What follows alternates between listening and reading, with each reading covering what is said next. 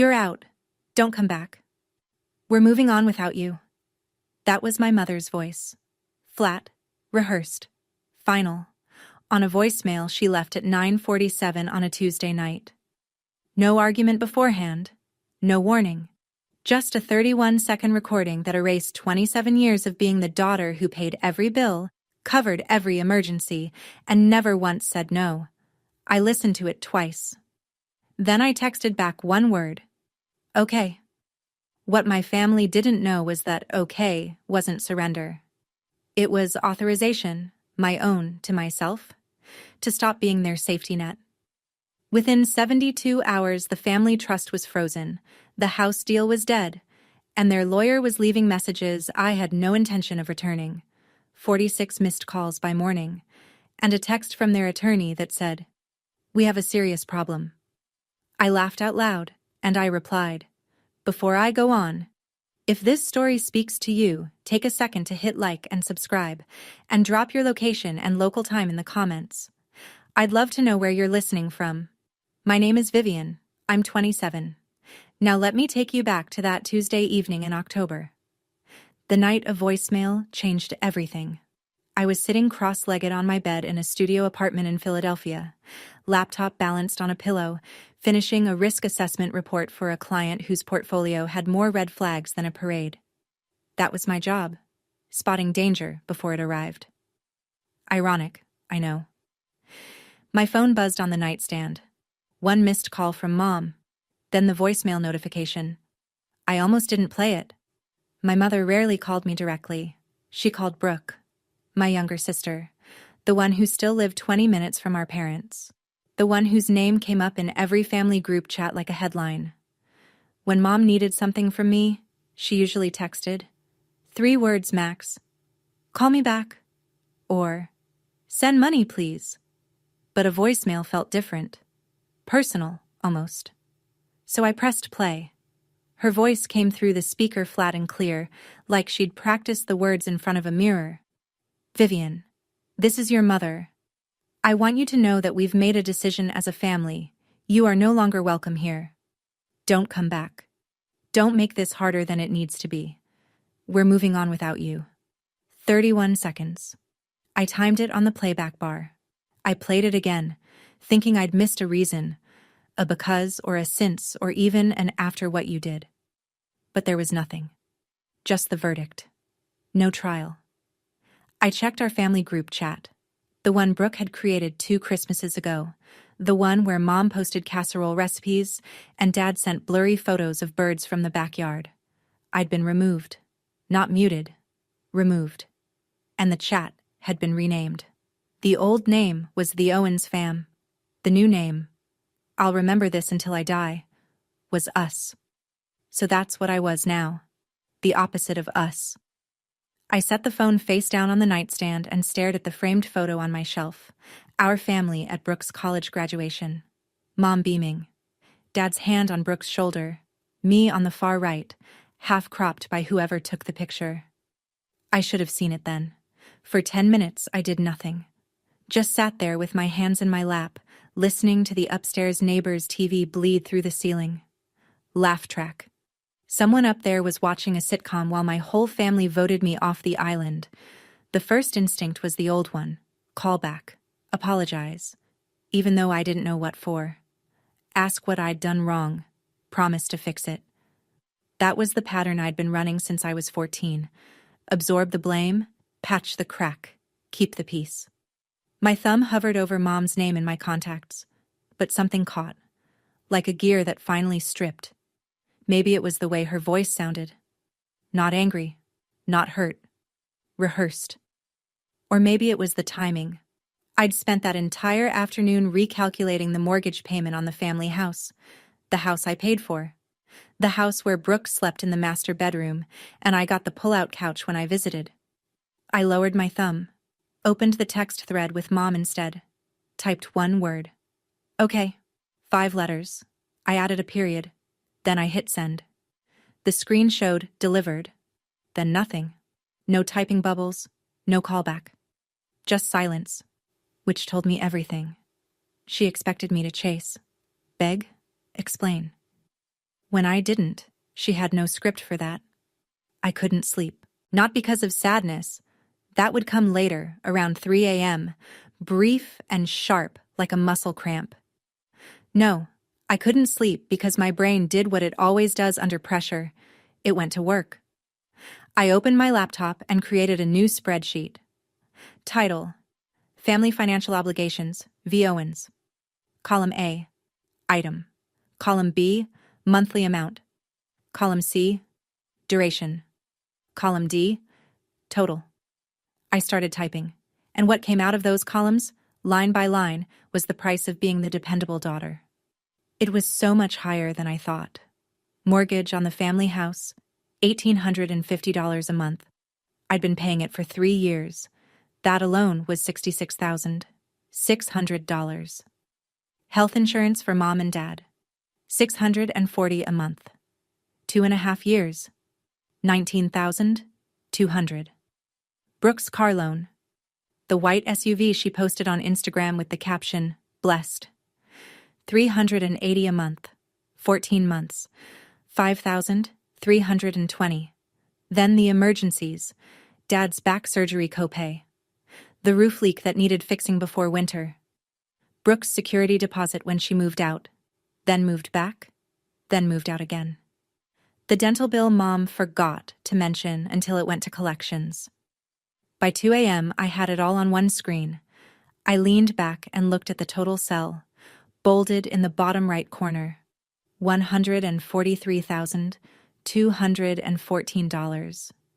I'd contributed more than my annual salary, over 6 years, to people who had just cut me off with a voicemail.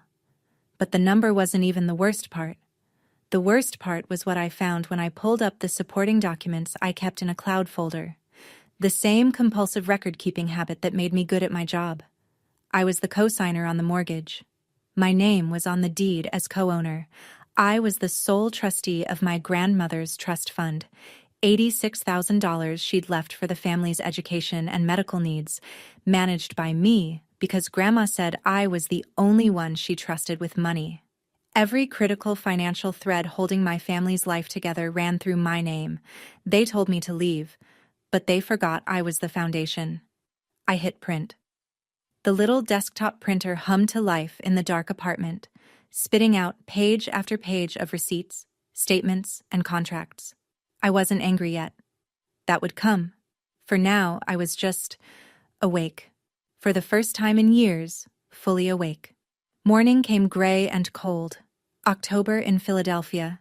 The kind of sky that looks like a ceiling. I made coffee on autopilot, opened my laptop, and logged into the joint checking account. This was the household account I'd set up 2 years ago to streamline bill payments, mortgage, utilities, insurance, all pulling from one place. My money went in. Everyone else's expenses went out. The dashboard loaded and I noticed it immediately. The contact email on the account had been changed. My email, vivian.owens.fin@the-provider, had been swapped out. In its place, an email I recognized. Brooks. The change was time-stamped 2 days before the voicemail. 2 days before. I sat with that for a moment. Let it settle. My sister had changed the contact information on my financial account before my mother recorded that message. The voicemail wasn't an emotional outburst, it was a scheduled step. I kept digging. In my inbox, buried under work emails, I found a forwarded notification from the title company handling the house. Subject line: Beneficiary Amendment, Confirmation Pending. The form requested my removal from the property deed, effective upon approval. Submitted by Brooke Owens, listed as Authorized Family Representative. I had never authorized anyone to represent me. I had never agreed to be removed from anything. My coffee went cold on the desk. I didn't touch it. Here's what I understood now. Sitting in that gray morning light with my laptop glowing and my phone still face down from the night before, Brooke didn't want me out of the family. That was just the cover story. She wanted me off the paperwork, off the deed, off the trust, off every document that proved I'd built what they lived in. The voicemail was the distraction. The real theft was happening in the filing system. And there's one thing you need to know about me. I work in risk analysis. I spot fraud patterns for a living. My sister just made the worst bet of her life. To understand what happened next, you need to understand where it started. Not the voicemail. That was the ending. The beginning was quieter. The beginning was a kitchen. I was 14. Brooke was 10. Summer break had just started, and our parents sat us down at the dining table to explain the plan. Brooke would go to art camp. 4 weeks, $300. I would stay home and watch her during the mornings before camp started and after she got back. Cook lunch, do laundry, make sure the house didn't burn down while Mom and Dad worked. I asked if I could go to math camp. There was a program at the community college, free for students with qualifying grades. I qualified. Mom shook her head. Someone has to be here for your sister. But it's free, I said. Vivian, you're the older one. You understand. I understood. I understood that Brooke got summers and I got responsibilities, that my grades weren't a source of pride, they were a forecast of future income. When I made honor roll that fall, Mom's only comment was, "Good. Keep it up. One of you needs to make real money someday." Not, "I'm proud of you," not, "You deserve this," just, "You'll be useful later." And when Brooke bombed her 6th grade finals that same year, the whole house rallied. Dad took her for ice cream. Mom sat with her for an hour, stroking her hair, saying, "You're more than a test score, baby." I was in the next room. I heard every word. Nobody said anything like that to me. Not because I was failing, but because I never needed comfort. I was the strong one, the steady one, the one who could handle it. Mom told me that once, directly. Phone call, sophomore year of college. I'd mentioned feeling overwhelmed. She said, "You're the strong one, Vivian. Brooke needs me more." 7 words. I carried them like a brick in my chest for a decade. My first real paycheck arrived on a Friday in June, the summer after I graduated. 21 years old, student loans already accruing interest, starting salary at a mid-sized consulting firm that expected 60-hour weeks. I felt proud for about 4 hours. Mom called that evening. Dad had thrown out his back at work. Not workers' comp eligible because he was technically a subcontractor. Hospital bill, $2,000. Could I help? I sent it that night. Didn't hesitate. 3 weeks later, Brooke needed a security deposit for her first apartment, $1,200. She was 17, about to turn 18, heading to cosmetology school. I asked Mom carefully, "Does Brooke have any savings?" The silence on the other end was a weapon. Then, "She's your baby sister, Vivian. She's starting out. How can you even ask that?" I sent the $1,200. My own student debt, $38,000, sat untouched. No one asked about it. No one offered. It wasn't even a topic. The assumption was simple. Vivian's fine. Vivian handles things. Vivian doesn't need help because Vivian never asks for it.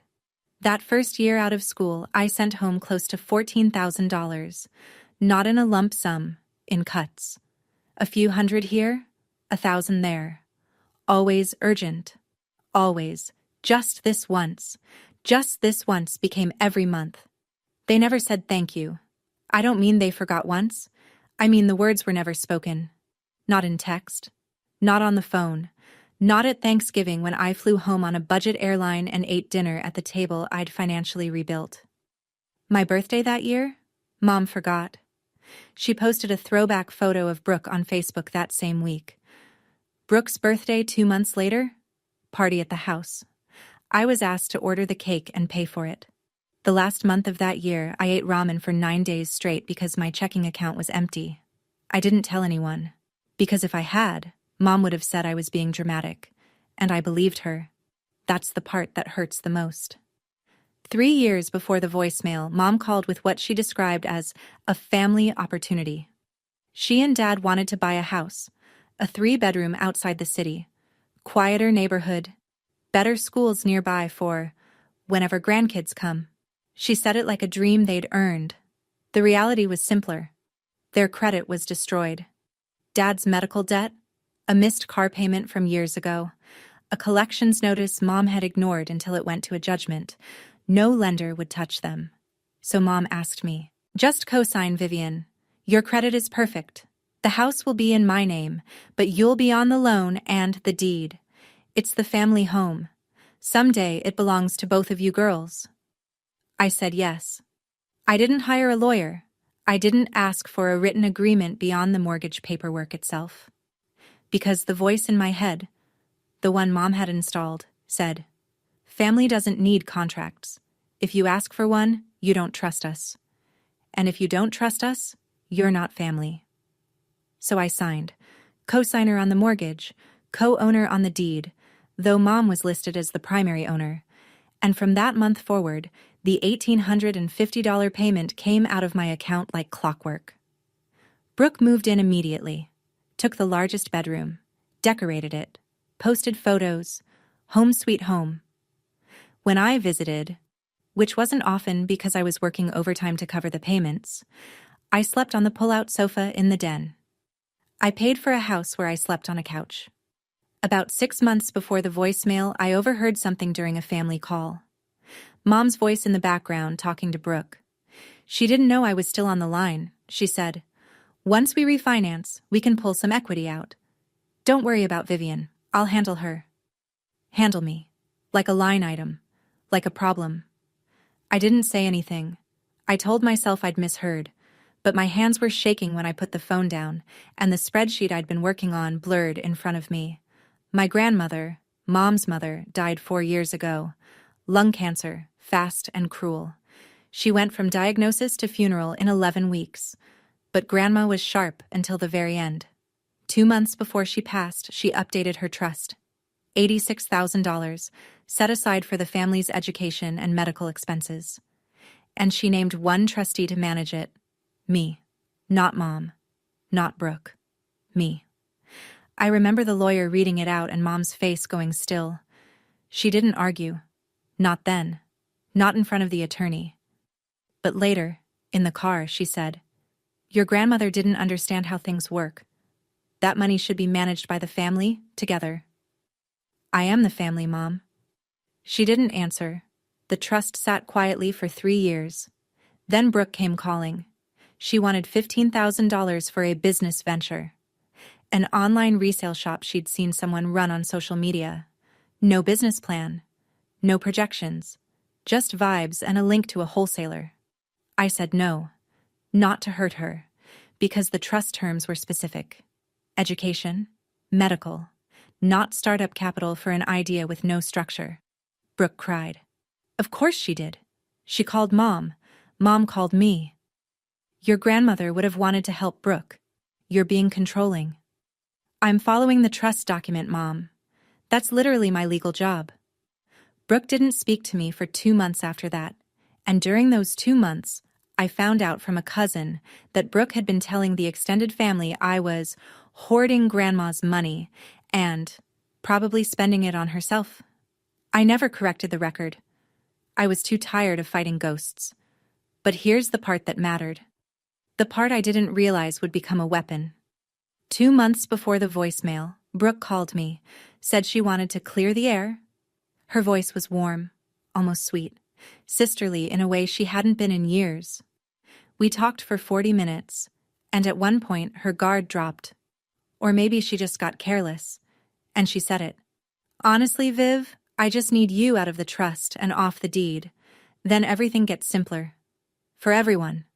She said it like it was reasonable, like asking me to step aside from my own life was a favor I should want to do.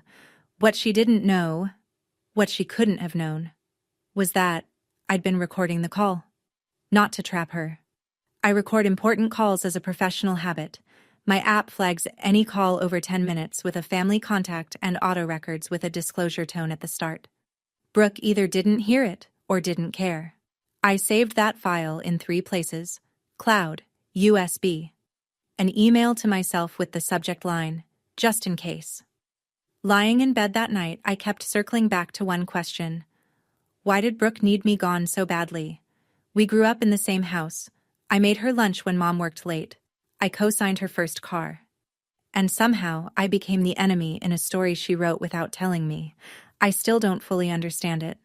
Maybe you do. If you've ever been the reliable one who got repaid with betrayal, why do you think they do it? Drop your take in the comments. Wednesday morning, 2 days after the voicemail. I walked into the office looking like I'd slept inside a paper shredder. Marcus Webb noticed before I reached my desk. He was senior to me by 7 years, a CPA with a calm voice and the kind of steady presence that made clients feel safe handing over their ugliest numbers. We'd worked on a dozen audits together.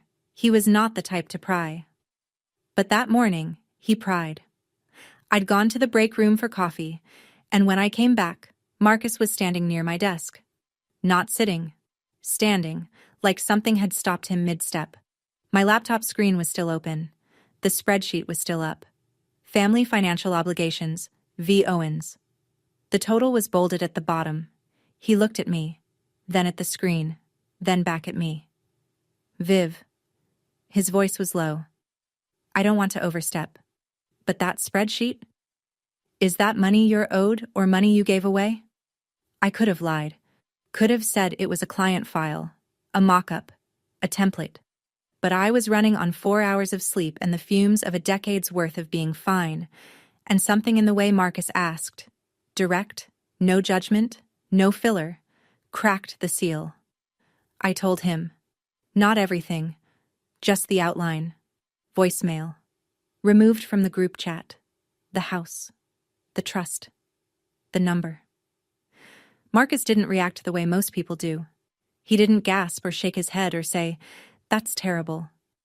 He went quiet. And when Marcus goes quiet, it means he's calculating. 10 seconds passed. Then he said something that rearranged the furniture in my head. "Vivian, I've been where you are. Different details, same architecture. My father pulled something similar when I was 29, and the thing I wish someone had told me sooner is this. You don't need to call them back. You need to call a lawyer." He wrote a name on a sticky note and slid it across my desk. Janet Aldridge, real estate and trust attorney, a Philadelphia number. I looked at the sticky note, then at Marcus. She's good? She's the one who kept me from losing my house. I put the note in my wallet. It stayed there for exactly 7 hours, the time it took for me to find what I found next. That evening, I sat down with every document I had and went through them the way I'd go through a client's portfolio, line by line, looking for what didn't match. I pulled up the email from the title company again, the one requesting my removal from the deed. I'd noticed it that first morning but hadn't looked closely at the attachment. Now I opened it. The form was standard. A beneficiary amendment request. At the bottom, 2 signature lines. One for Donna Owens, primary owner. One for Vivian Owens, co-owner. Both lines were signed. I zoomed in on my signature, and my stomach went cold. It was close. Someone had studied my handwriting. The slant was right, the size was right, even the little tail I leave on the N in Vivian was there. But the O in Owens was wrong. I write my capital O with an open loop, a habit from years of signing financial documents quickly. This O was closed, sealed shut. A small thing, the kind of thing only I would notice. But I noticed. Someone had forged my signature to remove me from the deed of a property I'd paid over $66,000 toward. I checked the submission details on the form, submitted electronically by Brooke Owens, authorized family representative. Submission date: 3 days before the voicemail. 3 days before. I sat back in my chair and let the timeline build itself. First, Brooke submits the forged document to remove me from the deed. Then, she changes the contact email on the joint account. Then, only then, Mom sends the voicemail. This wasn't a family falling apart in the heat of the moment. This was a sequence, a plan. Step 1, Step 2, Step 3. My removal from the paperwork first, then my removal from the family, so I wouldn't be looking at the documents while they pushed me out the door. My sister didn't just betray me, she ran a project plan. And in my line of work, a project plan leaves a trail. I called Janet Aldridge the next morning. Her assistant put me through in under 3 minutes once I mentioned the words forged signature and pending title amendment. Janet's office was in a converted brownstone near Rittenhouse Square, bookshelves floor to ceiling, a glass desk that reflected the overhead lights, and a chair so firm it seemed designed to keep clients focused. She offered me water. I declined. I didn't want to be comfortable. I wanted answers. I placed the folder on her desk. Everything. Mortgage contract, deed, the forged amendment form with both signatures, the email from the title company, the spreadsheet, $143,000, itemized, and the bank notification showing Brooke had changed the contact email on the joint account. Janet went through each page the way a surgeon reads a scan. Slowly, no expression, glasses halfway down her nose. She laid the forged signature next to my real one from the original mortgage contract and studied the two side by side. Then she took off her glasses and looked at me. "Miss Owens, you have 2 problems and 1 advantage." She tapped the forged form. "Problem 1. Someone committed fraud using your identity. The signature discrepancy alone could support a forgery claim." She tapped the title company email. "Problem 2. A refinance is pending on a property you co-own, without your knowledge or consent." "Both are serious." She paused. "Your advantage is straightforward. You're the co-signer. You're the co-owner. You're the sole trustee of a family trust. Nothing, not the refinance, not the title change, not a single dollar from that trust, moves without your actual signature. And your actual signature is the one thing they couldn't get." I sat with that for a moment, then asked the question that had been building since Tuesday night. What happens if I just stop? Stop paying the mortgage, stop signing anything, stop being the infrastructure. Janet folded her hands. Then the whole thing collapses under its own weight. The bank issues a notice, the refinance dies, the trust stays locked. All of it. Every financial arrangement they depend on stalls until you decide otherwise. She let that land. Then added, almost gently, "There's one more thing you should know. A forged signature on a deed amendment isn't just a civil matter. In Pennsylvania, that can be charged as a felony. I'm not saying you need to go there, but you should know you could." My chair suddenly felt a lot less uncomfortable. That night, back in my apartment, I opened the recording app on my phone. I hadn't listened to Brooke's call since the night it happened 2 months ago. At the time, I'd filed it under annoying but harmless. Just Brooke being Brooke, trying to get what she wanted with a soft voice and a sideways ask. Now, with everything I knew, it sounded completely different. I put my earbuds in and hit play. Brooke's voice filled my head, warm and casual, the way she gets when she wants something but hasn't asked for it yet. "I'm just saying, Viv, you're so busy all the time. You've got your career, your apartment, your whole life up there. Wouldn't it be easier if you just stepped back a little? Let Mom handle the trust stuff. And the house, honestly, if your name wasn't on it, you wouldn't have to worry about the payments anymore. That'd be a relief, right?" I remembered thinking at the time that she was being clumsy but not malicious. Just Brooke, trying to simplify her world. Then came the line. Minute 32 of the recording. "I just need you out of the trust and off the deed. Then everything gets simpler. For everyone." I paused it, rewound, played it again. "I just need you out of the trust and off the deed. Need, not want, not, it might be nice if, need." She'd told me exactly what she was going to do. She'd said it out loud into a phone that was recording. After an app disclosure tone she either ignored or didn't hear. And then, when I didn't volunteer to disappear, she forged my name and had Mom deliver the eviction notice disguised as a family decision. I saved the file again. Cloud, USB, email to myself. 3 copies. Because in my family, the truth has a habit of going missing.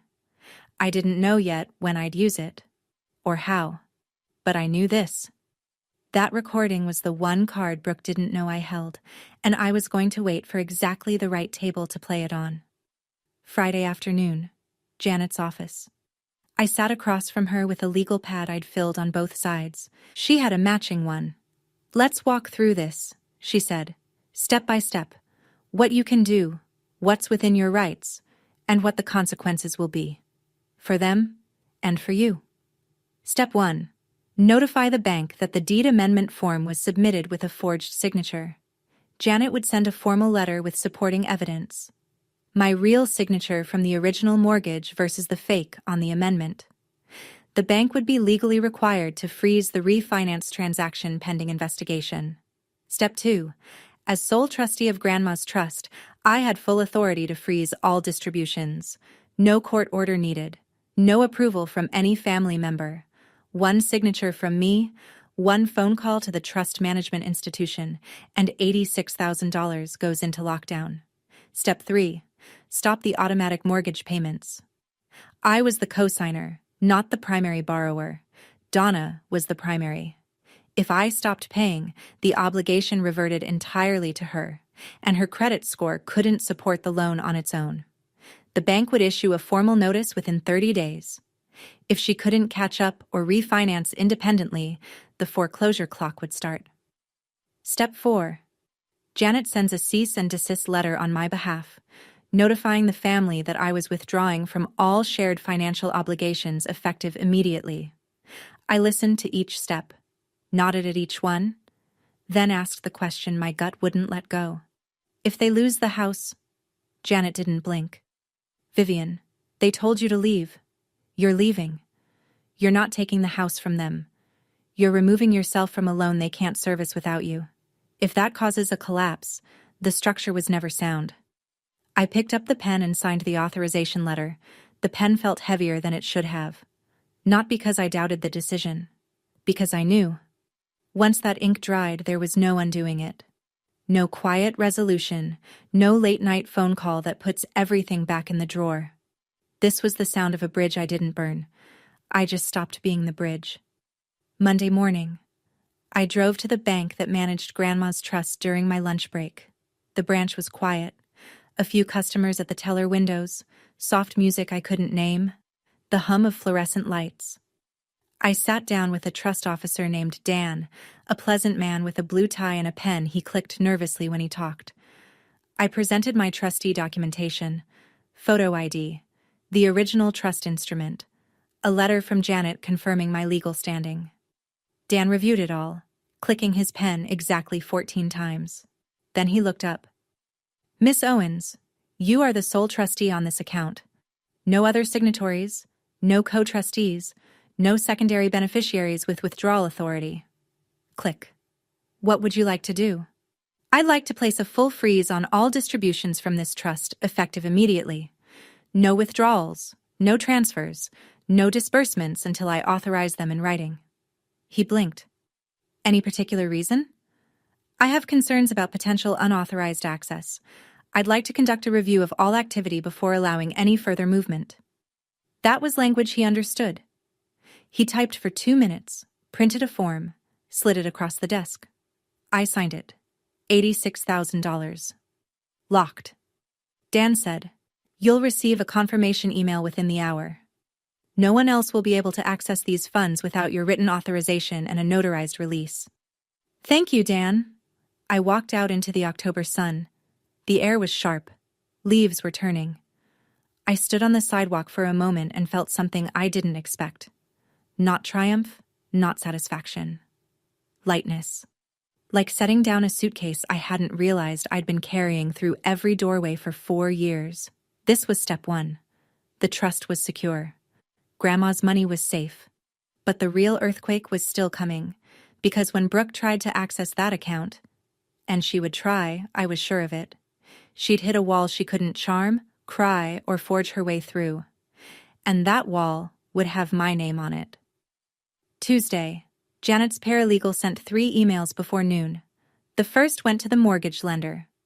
A formal notice of signature fraud on the deed amendment form, accompanied by a side-by-side comparison of my real signature and the forged one, plus my sworn affidavit confirming I had never authorized the change.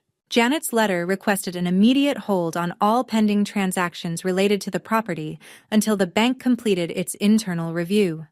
The second email went to the same lender, notifying them that I, as co-signer, was terminating my automatic payment authorization effective the next billing cycle. The letter cited my legal right to cease voluntary payments on a loan where the primary borrower, Donna Owens, had initiated unauthorized modifications without my consent. The third email went directly to the Owens family, care of whatever email address Donna had on file, as a formal cease and desist. It stated, in clean legal language, that Vivian Owens was withdrawing from all shared financial obligations, that no further payments would be made on the mortgage, insurance, or any other joint expense, and that all future communications should be directed to Janet Aldridge, attorney at law. 3 emails, 12 attachments between them. 3 clicks of the send button. By 4 p.m. that afternoon, the mortgage lender had responded. The refinance transaction was frozen, pending a fraud investigation. The deed amendment was flagged. No changes to the property title would be processed until further notice. I sat in my car in the parking garage after work. Engine off, hands on the wheel. They were shaking, not from fear, from the strange vertigo of doing something irreversible. In 48 to 72 hours, those letters would land. Mom would find out the mortgage payment didn't come. The refinance was dead. The trust was locked. The insurance cancellation notice would arrive within 30 days. Every single safety net I'd built under them, every invisible thread of money and signatures and reliability, was gone. Not cut. Just released. The way you let go of a rope when the person on the other end tells you they don't need you anymore. I turned the key, pulled out of the garage, drove home through Philadelphia traffic with the windows down, cold air filling the car, and waited for my phone to start ringing. It wouldn't take long. It took exactly 51 hours. I was at my desk Thursday morning reviewing a client's exposure report when my phone started buzzing. Not the polite single vibration of a text, the long, insistent pulse of a call. Then another. Then another. I didn't look right away. Finished my paragraph. Saved the file. Then flipped the phone over. 19 missed calls from Mom, 8 from Dad, 14 from Brooke, 5 from a number I didn't recognize, 46 total. The texts were stacked like bricks. Mom. Vivian, call me right now. Mom. This is not a game. Mom. Something happened with the bank and you need to fix this. Brooke. Viv, what did you do? Brooke. The refinance is frozen. They said your lawyer sent something. Brooke. Call me, now. Dad. Honey, please call back. Your mother is very upset. Dad. We need to talk about the house situation. And then, the one that made me set my coffee down and read it twice. An email from the unknown number. Professional letterhead. Gregory Pratt, attorney at law, representing Donna Owens. Dear Ms. Owens, I represent your mother, Donna Owens, regarding the residential property at address. It has come to our attention that several financial actions have been taken that directly impact our clients' interests. We would like to arrange an immediate conversation to discuss resolution. Please respond at your earliest convenience. And at the bottom, almost an afterthought, we have a serious problem. I read it one more time, then I leaned back in my chair, and I laughed. Not a bitter laugh, not a villain laugh. Just the startled, involuntary sound of a woman who'd spent 6 years answering every phone call on the first ring, and who had just watched 46 calls go to voicemail. 46. That number keeps playing in my head because I remember thinking, that's roughly 1 for every $3,000 I gave them. Funny how fast we're moving on without you becomes, call us back immediately. I picked up my phone, opened the email from Gregory Pratt, and forwarded it to Janet. Then typed one line in the body of the forward. Let's schedule the meeting. Brooke didn't wait for the meeting. She never was patient. The texts started rolling in Thursday afternoon, one after another, spaced just far enough apart to suggest she was pacing while typing. Viv, I don't know what you told the bank, but you need to undo this. Mom is spiraling. Then, 12 minutes later, this isn't about you and me, okay? This is about the family. You're putting Mom and Dad in a really dangerous spot right now. 20 minutes after that. I never wanted any of this to go this far. You know that. We were just upset. People say things when they're upset. And the closer, the one she must have thought was her ace. You're being really, really selfish right now, Vivian. Like, unbelievably selfish. I sat at my kitchen counter and read each message carefully. Not because I needed to understand them. I understood them perfectly. I read them because I wanted to catalog the pattern one more time before I stopped engaging with it forever. Message 1. Deflect. Make it about what I did, not what she did. Message 2. Invoke the family shield. Weaponize mom and dad to trigger my guilt. Message 3. Minimize. Rewrite the voicemail as a heat-of-the-moment mistake. Erase the forged signature, the changed email, the 3-step plan. Message 4. The label. Selfish. The word she knew I'd been running from since I was 14 years old. 4 messages, 0 apologies. No mention of the voicemail, no mention of the forged signature, no mention of the deed amendment she submitted under my name without my consent. Same Brooke, same playbook. Just louder now that the stakes were real. I typed back one message. Have your lawyer contact mine. And I attached Janet's business card as a contact file. 30 seconds of silence, then 3 gray dots appeared. Disappeared. Appeared again. Are you serious right now? I closed the app, set the phone on the counter, screen down. Then, one last message from Brooke. I saw it in my notification banner before I silenced the thread. Fine, but don't blame me for what happens next. I almost smiled, because that sentence, "Don't blame me for what happens next," was the most honest thing Brooke had said in years. She was already planning her next move, and she wanted cover in advance. The difference now was that I was planning too, and my plans came with documentation. Friday evening. I was making dinner. Pasta, nothing fancy, something to do with my hands. When my phone rang. Dad's number. I picked up because the last time Dad called twice in 1 week was when he went to the ER. Muscle memory. The responsible daughter answering the responsible phone call, but it wasn't Dad. Vivian Marie Owens. Mom's voice. Full name. The tone she uses when she wants you to feel 11 years old again. I don't know what has gotten into you, but you are destroying this family. Your father hasn't slept in 3 days. The bank sent a letter about the mortgage. The insurance company says our coverage is ending. And now Brooke tells me you're hiding behind a lawyer like we're strangers?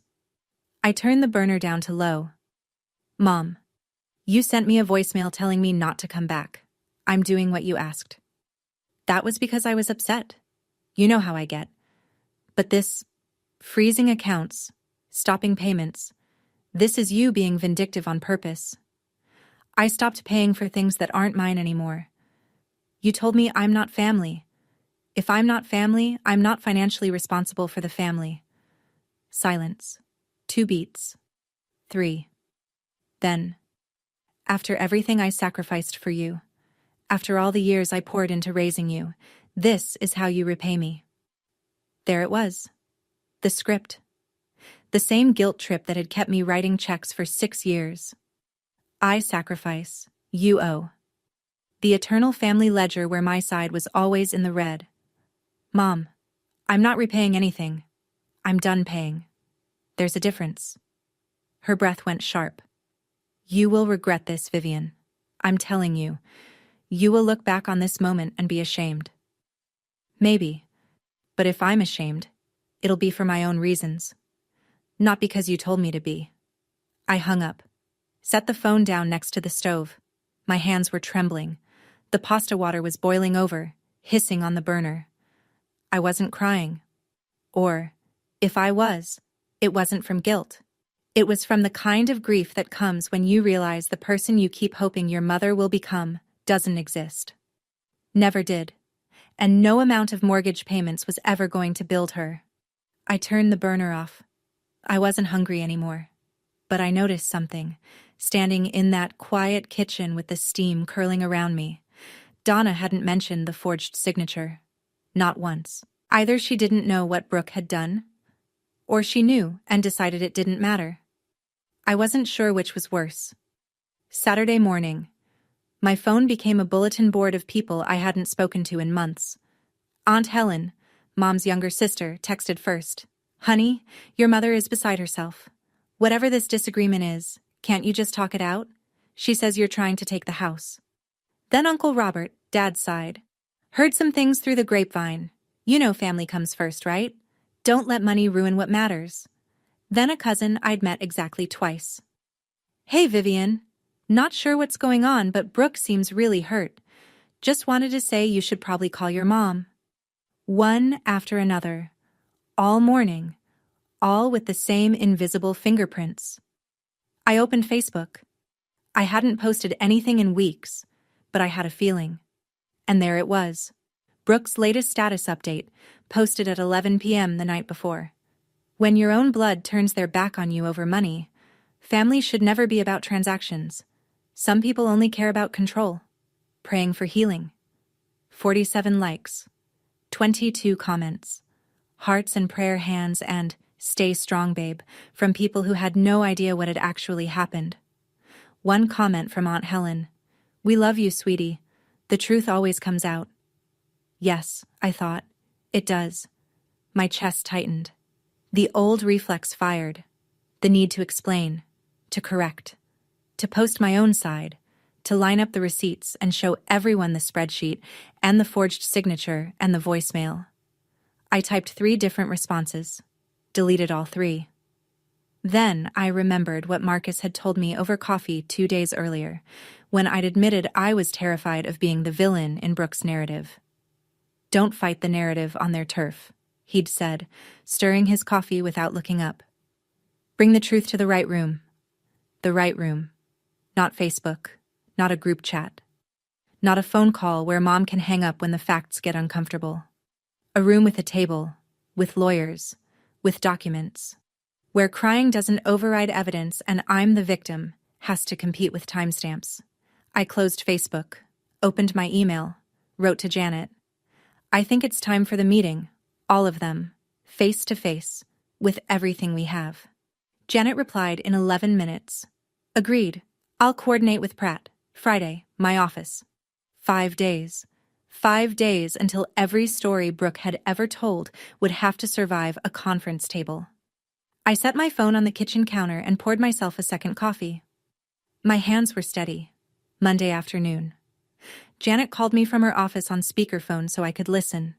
She'd reached Gregory Pratt. The conversation was polite the way a chess game is polite. Controlled moves, measured language, nothing wasted. "Mr. Pratt, I represent Vivian Owens. As you know, my client is co-signer on the mortgage and co-owner on the deed for the property your client occupies. She's also the sole trustee of the Margaret Owens Family Trust." "I'm aware of the financial arrangements," Gregory said. His voice was careful, lawyerly. "Then you should also be aware that a deed amendment form was submitted to the title company bearing my client's signature, a signature my client did not provide. A side-by-side analysis shows clear discrepancies. The bank's fraud department has flagged the document and frozen the pending refinance." Silence. I counted. 1, 2, 3, 4, 5, 6, 7, 8. 8 seconds of dead air from a man who bills $400 an hour.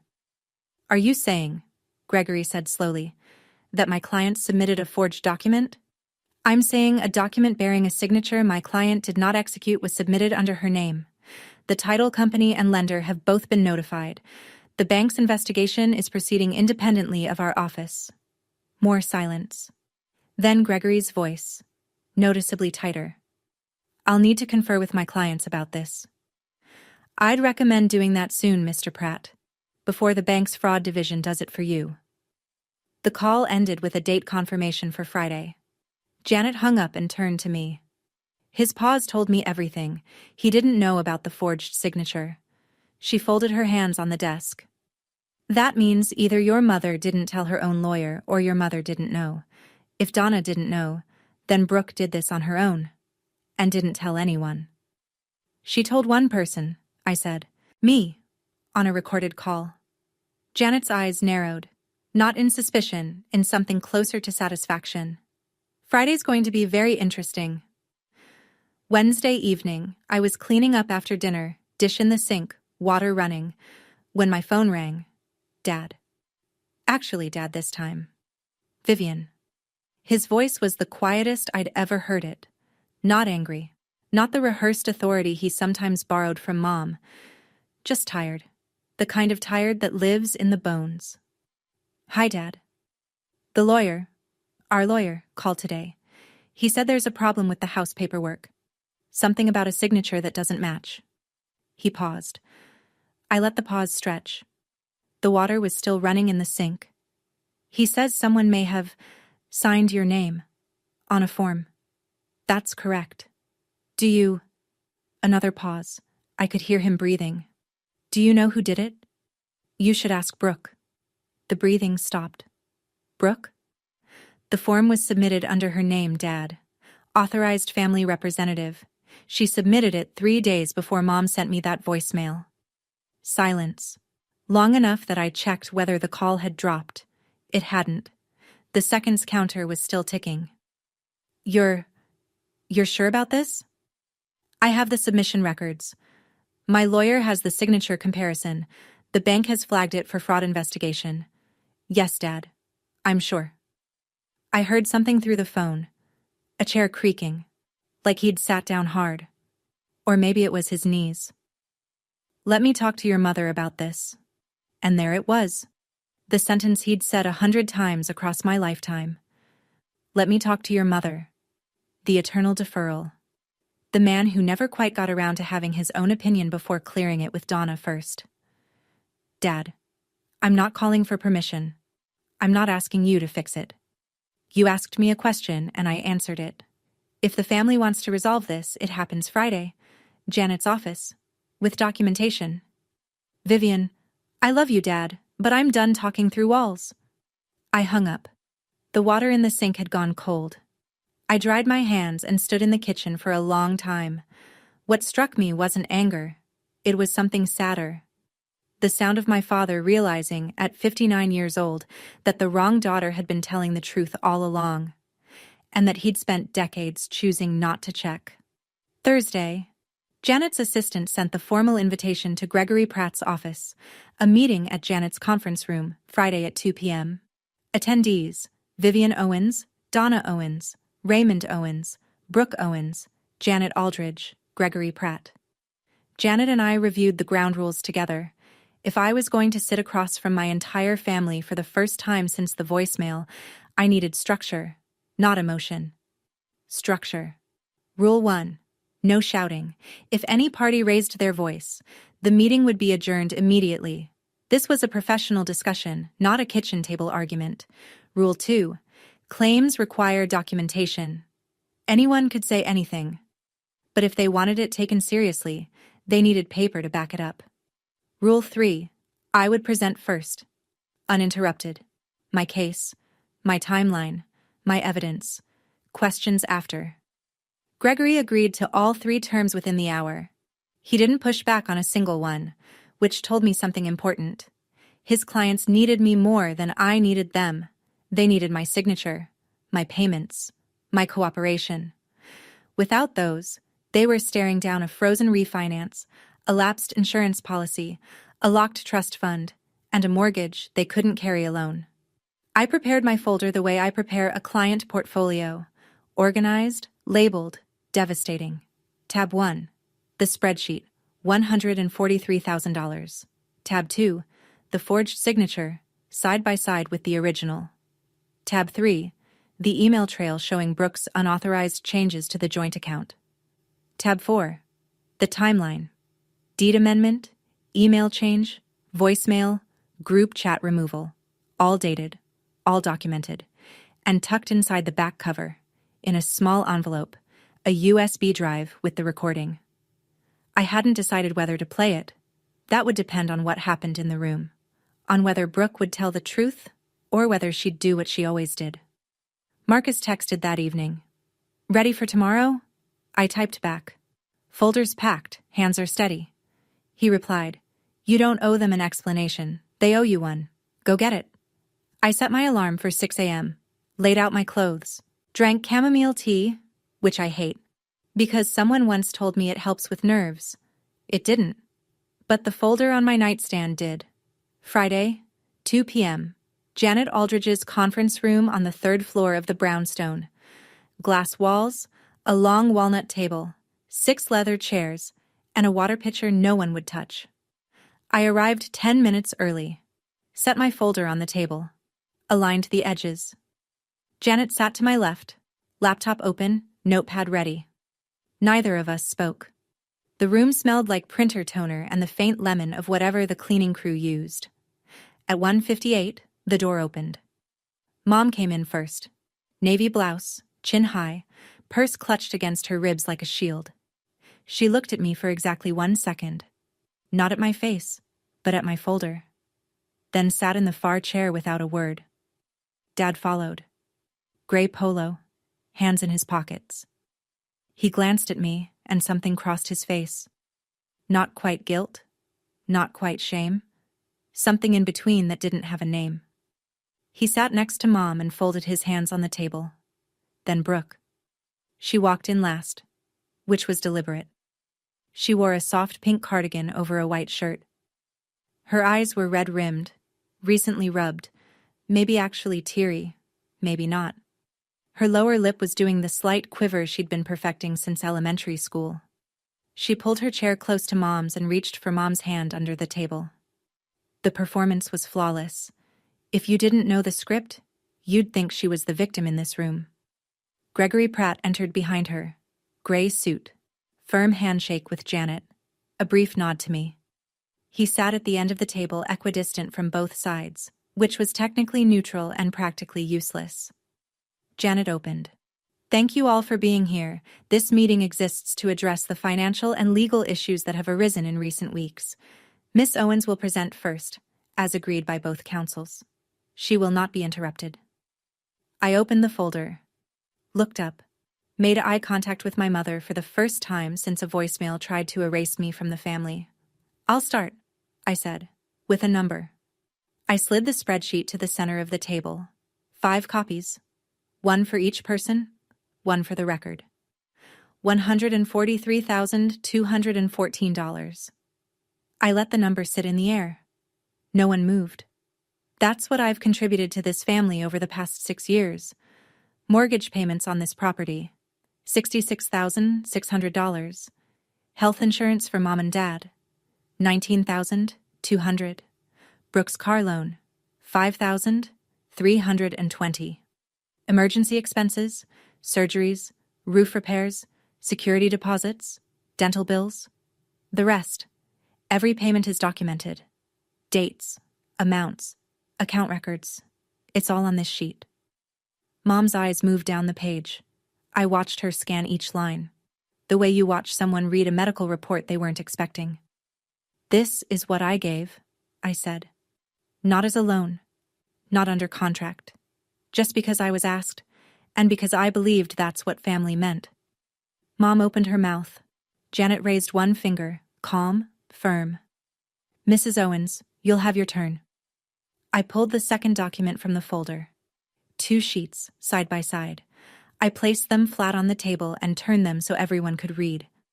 On the left, my signature from the original mortgage contract, dated 3 years ago.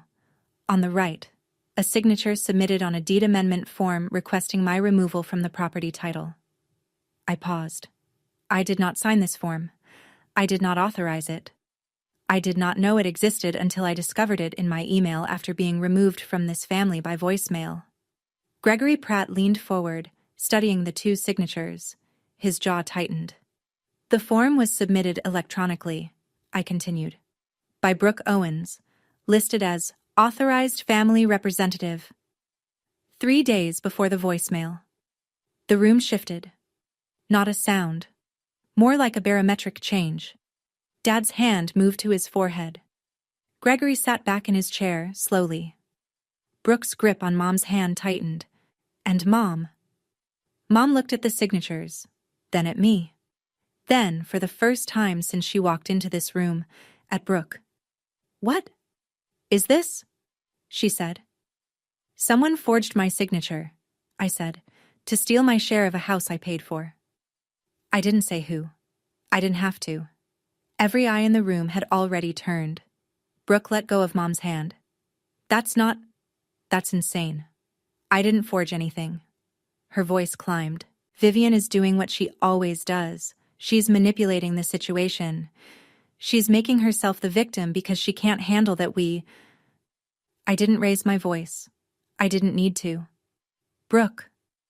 One word, flat, quiet. It cut through her sentence like a blade through paper. Before you finish that thought, I want you to hear something. I reached into the back cover of the folder, pulled out the small envelope, and removed the USB drive. Janet's laptop was already connected to a speaker on the table. I plugged it in, found the file, and hovered the cursor over the play button. This is a recording of a phone call between you and me, 2 months before the voicemail. The call was disclosed at the start. My app plays an audible notification tone. If you'd like to dispute its authenticity, Mr. Pratt can have it verified. Brooke's face went white. Not red. White. The kind of white that happens when blood retreats from the surface.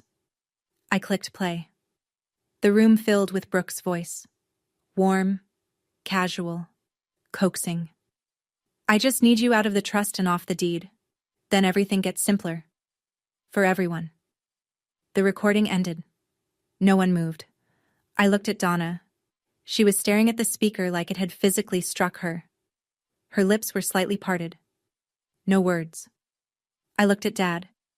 His eyes were closed. His hand was still on his forehead. I looked at Gregory Pratt.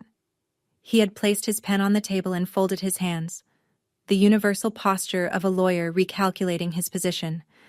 And I looked at Brooke. She was looking at Mom, searching for the lifeline that had always been there. The immediate defense. She didn't mean it. The instant redirect of blame onto me. Mom didn't look back. 15 seconds of silence. I counted them the way you count the seconds between lightning and thunder, waiting to learn how close the strike was. It was the loudest my family had ever been. Then Brooke broke. That's out of context. I didn't mean it like that. I was just talking. Just saying things. People say things. Janet's voice was steady as a scalpel. The recording is timestamped 2 months before a forged document bearing Ms. Owens's signature was submitted to remove her from the deed.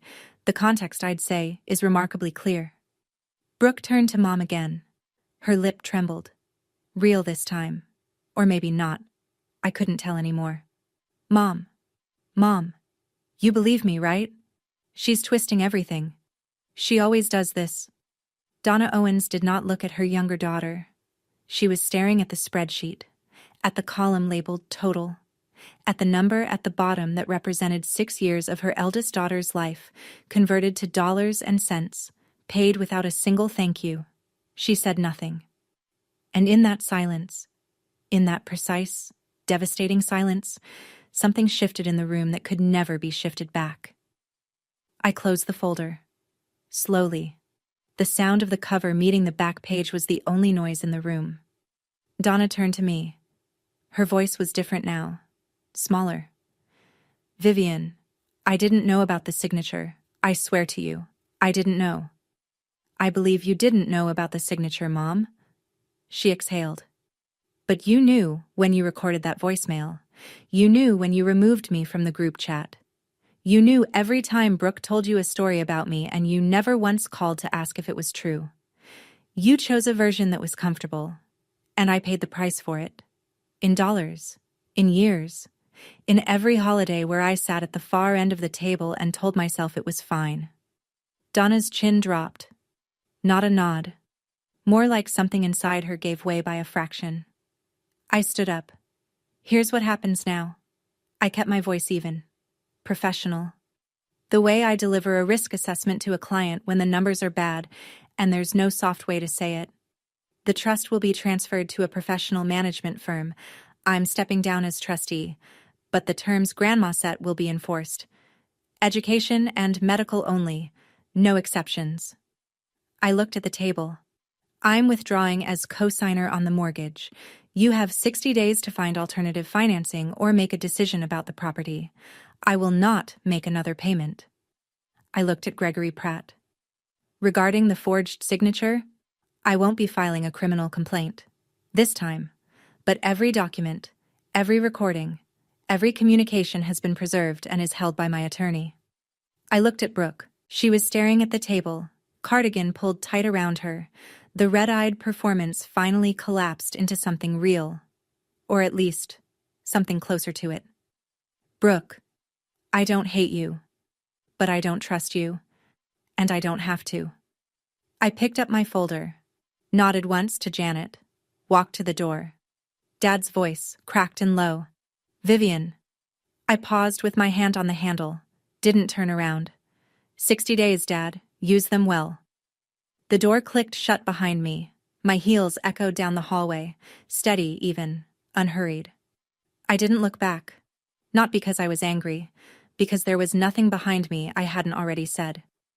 Walking to my car afterward, I wondered if I should have handled it differently, been softer, given them more time, tried one more phone call before pulling everything.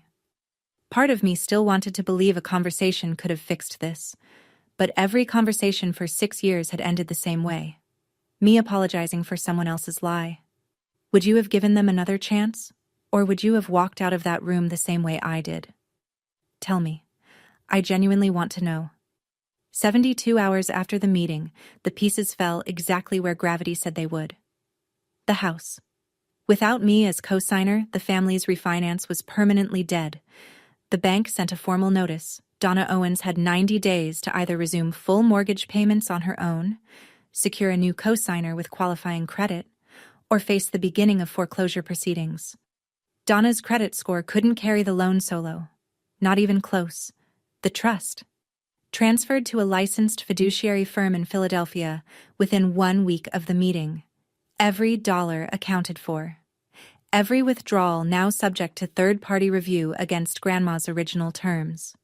Brooke couldn't charm, cry, or forge her way to a cent of it. The insurance. My cancellation notice took effect on the 30-day mark. Mom and Dad's health coverage lapsed on a Wednesday. By Thursday, Donna was on the phone with the marketplace, learning for the first time what insurance costs when someone else isn't paying for it. Nearly double what I'd been covering. The lawyer, Gregory Pratt, formally withdrew from representing the Owens family 10 days after the meeting. His letter to Donna cited irreconcilable factual discrepancies, polished legal language for, "Your daughter committed fraud, and you didn't tell me." They were now without counsel. And the social narrative, the one Brooke had built so carefully on Facebook, began to crack. Aunt Helen called Mom after the meeting and asked pointed questions. A cousin on Dad's side texted me directly. "I heard there were forged documents. Is that true?" I didn't respond. I didn't need to. The facts were doing their own press tour. None of this was revenge. I want to be clear about that. I didn't engineer a collapse. I removed myself from a structure that was only standing because I was holding it up. When I let go, it did what any unsupported structure does. It buckled. Not because I pushed it, because it was never built to stand on its own. 3 weeks after the meeting, a Sunday afternoon. I was reading on my couch, an actual book, paper pages, no screen. When Dad called. His voice was thinner than usual, like someone had stretched it over too many sleepless nights. "Vivian, I've been meaning to call." "Hi, Dad. I want to say, I'm sorry, I know I should have said it sooner. I should have asked questions when your mother sent that voicemail. I should have looked at the paperwork myself instead of just trusting that someone else had it handled." I waited. Because with Dad, the apology always came with the second paragraph. "But, sweetheart, is there any way you could give us more time with the house? Your mother is looking into options, but 90 days it's not a lot. If you could just extend the co-signer arrangement for another few months, until we figure out." "Dad." He stopped. I heard the apology. I appreciate it. I do. But I also heard the but. You're not calling because you're sorry. You're calling because the family needs my signature again. Silence. Then quietly, "Both, Vivian. It's both. Maybe it is, but the answer is the same. The 60 days I gave at the meeting are still in effect. Nothing changes. Your mother is terrified of losing the house. Then Mom should talk to a financial advisor, not to me. More silence. Then the thing that hit hardest. Not his words, but the sound of his exhale. Long, deflated. The sigh of a man who knows he's asking the wrong daughter to fix a problem the other daughter caused but lacks the spine to say it out loud. I understand, he said finally. Dad? Yeah. I love you. That hasn't changed, but love doesn't mean I light myself on fire to keep someone else warm, not anymore. He hung up without saying goodbye. Just a click, and then nothing. The same abrupt silence that had been his answer to every hard question my entire life. I set the book down, stared at the ceiling. He'd apologized and asked for a favor in the same breath. And the worst part was that I think he genuinely meant both. The sorry and the ask. He just didn't understand that one cancels out the other. Or maybe he did. And that was the saddest part of all. 3 months later. The leaves were gone. First frost had come and gone. Philadelphia was doing what Philadelphia does in January. Cold, gray, stubbornly alive. I was sitting in a coffee shop near my office on a Saturday morning, laptop open but idle, watching people through the window. A normal Saturday. Unremarkable. And that was the point. For the first time in my adult life, unremarkable felt like a luxury. The mortgage money, $1,850 a month, was going into my savings account now. I had an emergency fund for the first time ever. I was paying down my student loans ahead of schedule. I'd booked a flight to Portland for a long weekend in February, just because I wanted to see the ocean. I'd never booked a trip just because I wanted to before. Brooke and I hadn't spoken since the meeting. Not a text. Not a voicemail. Not even a like on a photo. Complete silence. I checked her Facebook once, out of habit. She'd posted a new status. Starting over.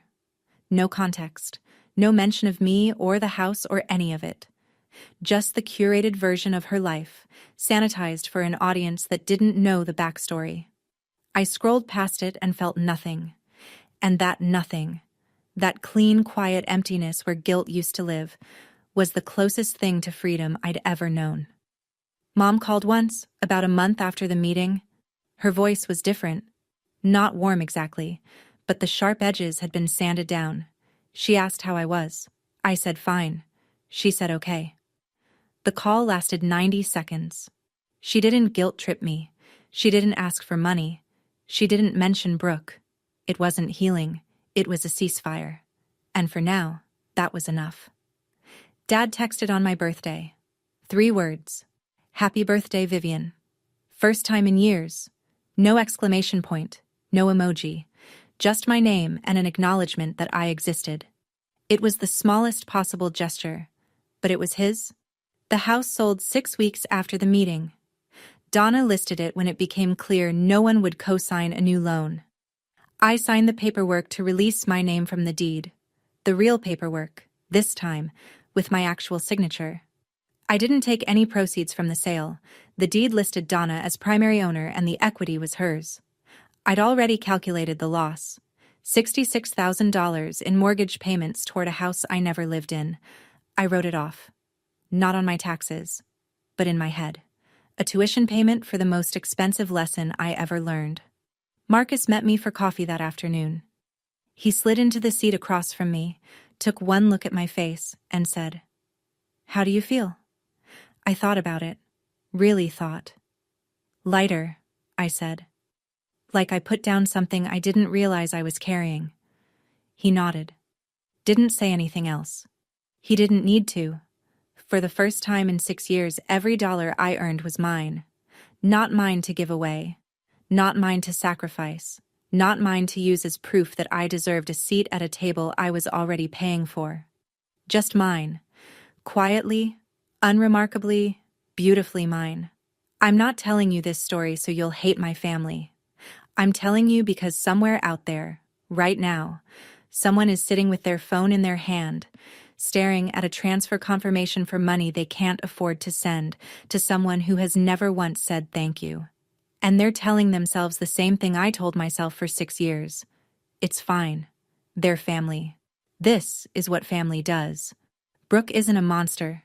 She's a person who learned, very young, that lying gets rewarded and crying unlocks doors. Nobody ever made her stop. Nobody ever showed her a consequence that stuck, until the consequence wore my name and came with a lawyer. Mom isn't evil.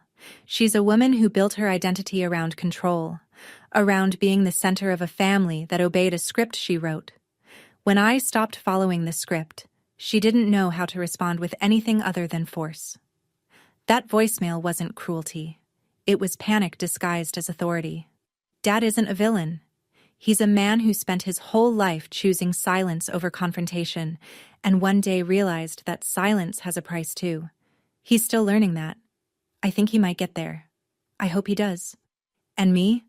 I'm the woman who finally understood that the word family is not a blank check. That loving someone does not mean funding their life while they erase yours. That boundaries are not punishment. Boundaries are truth, delivered without apology. I don't know what my family looks like a year from now. I don't know if there will be a Thanksgiving I attend or a phone call that feels like home. I don't need to know. For the first time, I'm not building my life around their answer. So I'll ask you this, and I genuinely want to know. If the people who are supposed to love you the most told you to leave, would you fight to stay, or would you finally let them see what life looks like without you? Let me know in the comments. I read everyone. Thank you for staying with me through this whole story. If any part of it hit close to home, if you've ever been the one holding everything together while being told you weren't enough, I see you. Drop a comment and tell me your story. I read every single one. And if you haven't already, hit that subscribe button so you don't miss what's coming next. There's another story linked in the description about someone who was told they'd never make it on their own. They proved every single person wrong in the most satisfying way. I'll see you there.